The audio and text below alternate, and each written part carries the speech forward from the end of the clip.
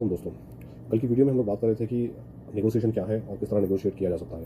तो अगर आप मेरे चैनल पे नए हो तो इस चैनल को ज़्यादा से ज़्यादा सब्सक्राइब करें। इसमें हम बात करेंगे कि नेगोशिएट किस तरह से करें और अपनी लाइफ में किस तरह से ग्रोथ। आज का प्रिंसिपल है पीपल वर्सेस प्रॉब्लम। आज हम टॉपिक पे बात करेंगे जो यूज्ड कार है, जो नेगोशिएशन जो जनरली एवरीडे लाइफ में हर आए दिन जो है ना कार खरीदता है, कोई तो कोई बेचता है।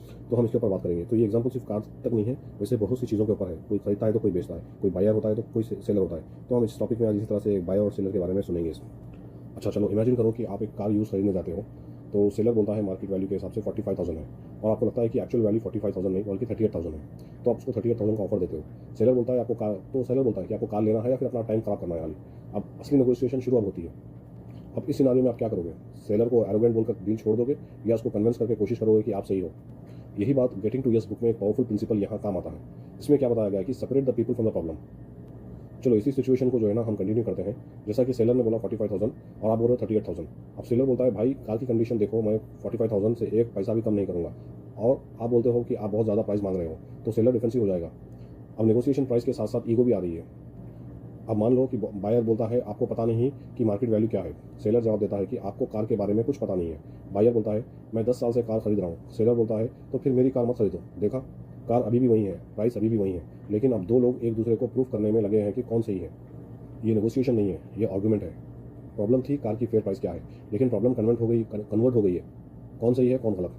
अब यहाँ बायर जो है ना गेम चेंजर है। अब बायर अप्रोच चेंज करता है। वो सेलर को अटैक नहीं करता। वो बोलता है देखिए मुझे कार जेन्युइनली पसंद है, आपकी आस्किंग प्राइस 44,000 है और मेरा कंसर्न ये है कि मेरा बजट 38,000 का अराउंड है। सेलर बोलता है लेकिन 38,000 बहुत कम है। बायर बोलता है फेयर इनफ, मैं समझता हूँ कि आप 45,000 के किस बेसिस पर एक्सपेक्ट कर रहे हो। अब ये एक इंपॉर्टेंट चीज़, बायर ने सेलर को गलत नहीं बोला, उसने क्वेश्चन पूछा।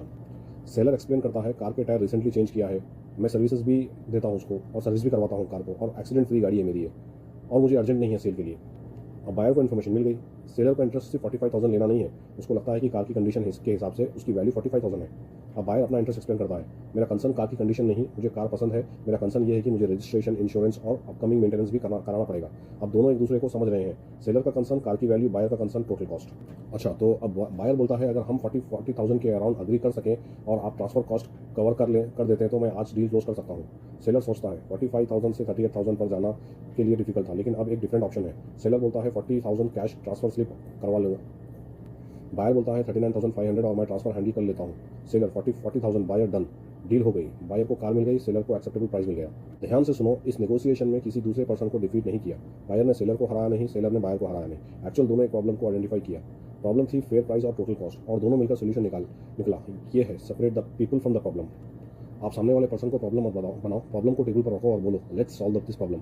गेटिंग टू यस में ये प्रिंसिपल सिर्फ कार बाइंग में यूज़ नहीं है। आपके पास कोई क्लाइंट पेमेंट डिले कर रहा है, सप्लायर डिलीवरी के लेट कर रहा है, कॉन्ट्रैक्टर प्राइस एक्सेप्ट नहीं कर रहा है, फ्रेंड को प्रोडक्ट सेल कर रहे हो, फैमिली में कोई डिसीजन पर डिसएग्री है, हर जगह इस एक क्वेश्चन पूछो, पर्सन प्रॉब्लम है या एक्चुअल प्रॉब्लम कुछ और है। अगर पर्सन को प्रॉब्लम बना दिया तो ईगो आ जाएगा, और प्रॉब्लम को आइडेंटिफाई किया तो सोल्यूशन का ऑप्शन मिलने लगेगा। नेक्स्ट टाइम नेगोशिएशन में ये 3 सेंटेंस ट्राई करो।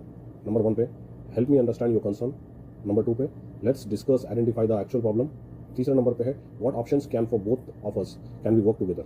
ये सेंटेंस सामने वाले को अटैक नहीं करता, ये कन्वर्सेशन को सोल्यूशन की तरफ ले जाता है। नेक्स्ट टाइम जब नेगोशिएशन डिफिकल्ट हो जाए तो एक सेकंड रुकना, सामने वाले को एनिमी मत समझना, अपने आप से पूछना हम दोनों इस प्रॉब्लम को सॉल्व करने की कोशिश कर रहे हैं। बिकॉज नेगोशिएशन का गोल किसी पर्सन को हराना नहीं है, गोल है प्रॉब्लम को सॉल्व करना है। This is negotiate and growth. Next video में हम देखेंगे कि पोजीशन और इंटरेस्ट में एक्चुअल डिफरेंस क्या होता है, और एक सिंपल नेगोशिएशन में हिडन इंटरेस्ट किस तरह से आइडेंटिफाई कर सकते हैं। इसी तरह से और भी मेरे वीडियोस अगर देखना चाहते हैं तो मेरे चैनल को सब्सक्राइब करें और ज़्यादा से ज़्यादा फॉलो और शेयर करें।